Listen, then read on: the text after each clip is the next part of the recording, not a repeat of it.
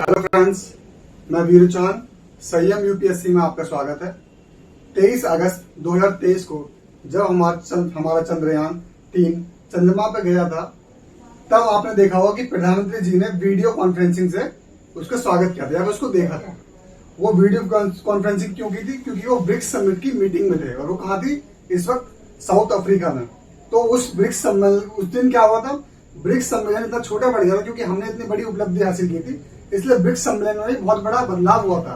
पर वो बदलाव बहुत छोटा दिखाई दिया क्योंकि हमने बहुत बड़ी उपलब्धि हासिल की थी। इसलिए आज मैं उस ब्रिक्स सम्मेलन में जो बदलाव हुआ था उसके बारे में बताने जा रहा हूँ कि ब्रिक्स से कैसे ब्रिक्स बना और फिर कैसे ब्रिक्स प्लस बना। ठीक है, आइए वीडियो की शुरुआत करते हैं।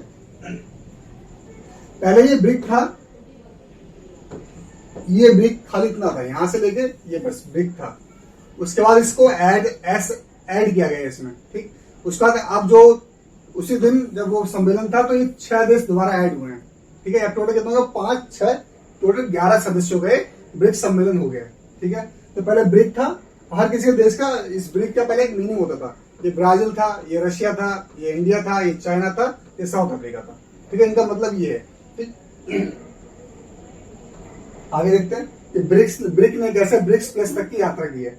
तो नए सदस्य कौन कौन से हैं? अर्जेंटीना, ये यहाँ पे मैप दिया हुआ, बाकी सऊदी अरबिया है, इजिप्ट है, यूनाइटेड अरब अमीरात है, अर्जेंटीना है, ईरान है और इथोपिया है। सभी देशों क्यों जुड़े हैं और उनके जुड़ने से जो ब्रिक्स के सदस्य देश हैं उनको क्या लाभ होगा, इसके बारे में हम जानेंगे अभी। आगे देखते हैं। नए सदस्य मैंने बता दिए, जो अभी 6 हुए हैं, टोटल 11 सदस्य हो गए।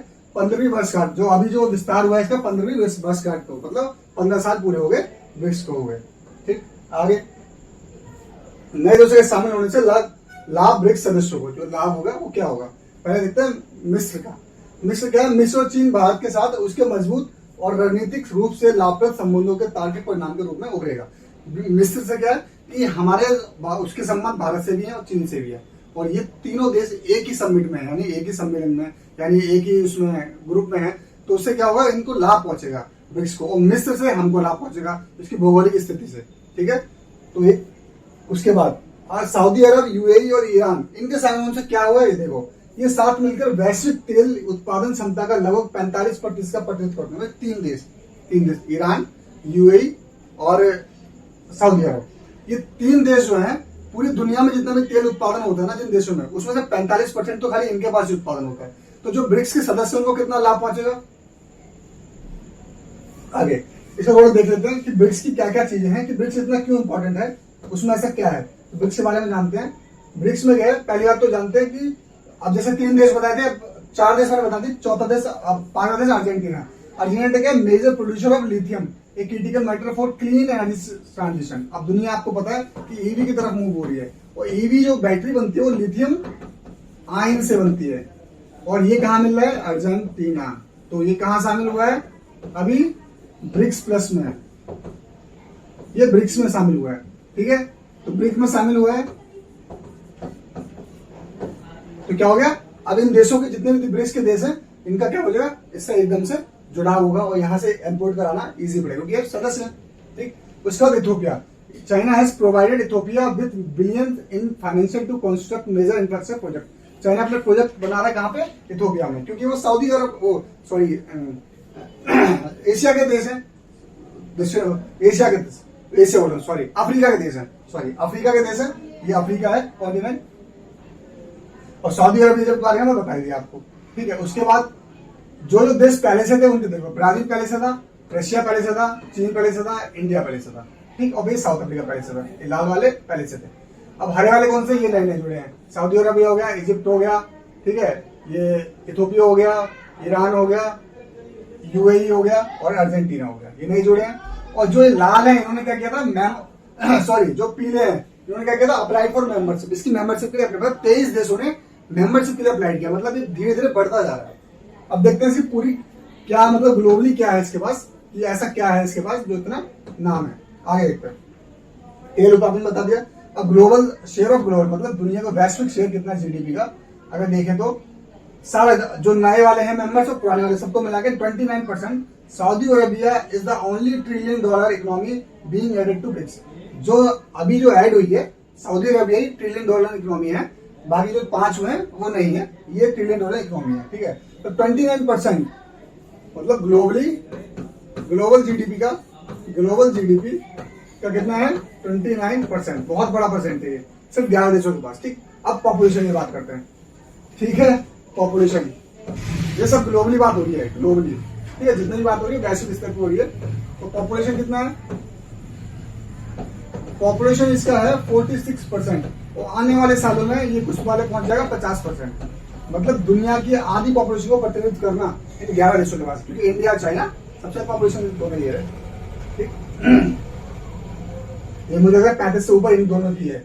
उसका ऑयल प्रोडक्शन मैंने बताया आपको कि 45% 3 देश तो खुद ही करते हैं, बाकी टोटल मिलकर देखते हैं। एक्सपोर्ट ऑफ गुड्स से कितने एक्सपोर्ट 2022 के आंकड़े 23 का है, ठीक। 25% BRICS share of global export will increase slightly continuing to the lead by China.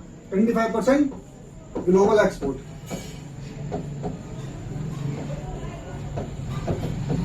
25%। अब इतनी चीजें होते हुए भी तो ये जो है कैनम ग्रुप है वो आगे बढ़ेगा, ठीक है। तो इसकी मतलब एक तरीके से इसकी जरूरत भी है सभी देशों को जो इसके सदस्य हैं। पता है पश्चिमी राष्ट्रों को काउंटर करने के लिए सबसे अच्छा ये सम्मेलन मान सकते हैं, पर मोदी जी ने खुद कहा है कि इस सम्मेलन को सिर्फ पश्चिमी राष्ट्रों को काउंटर करने के लिए ना समझा जाए, वहीं तक सीमित न रह जाए, क्योंकि इसका जो काम है, जो उसकी क्षमता है, उसमें फिर कमी आ जाएगी, ठीक है। उसका काम क्या है, जितने भी सदस्य देश हैं ये क्या करें, सस्टेनेबल डेवलपमेंट पर काम करें, ठीक है, अपनी अपनी टेक्नोलॉजी शेयर करें। ब्राजील के राष्ट्रपति ने यहाँ तक कह दिया है कि जो जितने भी ब्रिक्स के जितने भी सदस्य हैं वो अपनी आपस एक साझा मुद्रा की बात करें, कि जितने भी 11 देश हैं ये अपनी अपनी मुद्रा में व्यापार कर सके एक दूसरे देशों के साथ। तो बहुत बड़ा हो जाएगा, इससे अमेरिका को इतना बड़ा काउंटर पड़ेगा, जो कि चीन और रशिया दोनों यही चाहते भी है, ठीक है। तो चीन और रशिया की महत्वाकांक्षाएं पूरी हो रही है इससे। आगे अब देखते हैं ब्रिक्स कैसे बना। सबसे पहले इसकी स्थापना कब हुई, जुलाई 2006 में रूस के सेंट पीटर्सबर्ग में G8 आउटरीच शिखर सम्मेलन के दौरान ब्राजील, रूस और भारत और चीन, ये 4 देश थे जिसमें इन्होंने शुरुआत की थी। शुरुआत में कितने थे, 4 देश, तभी इसको क्या कहते हैं BRIC, ब्रिक कहते थे, ठीक है। उसके बाद इसमें क्या साउथ अफ्रीका ऐड किया गया। शुरुआत में इसे ब्रिक के रूप में पहचान मिली, ठीक है। इसके पहले शिखर सम्मेलन 16 जून 2009 को रूस के शहर येकोटेरिनबर्ग में आयोजित किया गया, मतलब पहला जो शिखर क्या हुआ, रूस का जो शहर था ये येकोटेरिनबर्ग, ठीक। बाद में ब्रिक्स समूह में परिवर्तन आया और दक्षिण अफ्रीका को पूर्ण सदस्य के रूप में शामिल करने के बाद इसे ब्रिक्स नाम दिया गया, ठीक है। तो क्या हो गया, ये फिर ब्रिक्स हो गया, BRICS, ब्रिक्स। अब देखो ब्रिक था पहले, ठीक, ब्रिक्स से क्या बना, ब्रिक्स बना, उससे क्या बना, अब ये ब्रिक्स प्लस बन गया, क्योंकि यहां तक तो देशों के नाम चल रहे थे, फिर तो सेंटेंस बन नहीं था, इसलिए प्लस नाम दिया। इसमें एक्सप्रेशन कितने 6 देशों का एक्सपेंसिव 6 कंट्री शामिल हुए हैं इसमें। इसका नाम बता चुका आपको। ये सारे मिलकर आपस में अपनी टेक्नोलॉजी एक साथ मिलकर SDG यानी सस्टेनेबल डेवलपमेंट गोल पे काम करेंगे, ठीक है। पर्यावरण को कैसे सही रखा जाए उस पर काम करेंगे।